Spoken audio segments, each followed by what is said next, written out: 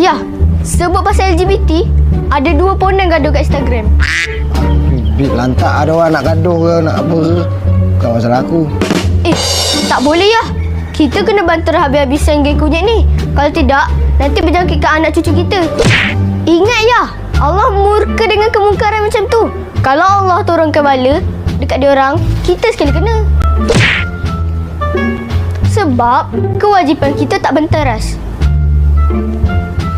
Betul. Aku setuju. Kita kena hapuskan kemungkaran. Yeah!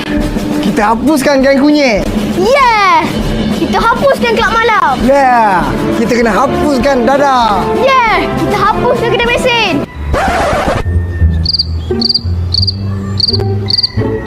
Hapuskan pelacuran. Yeah. Hapuskan kedai mesin.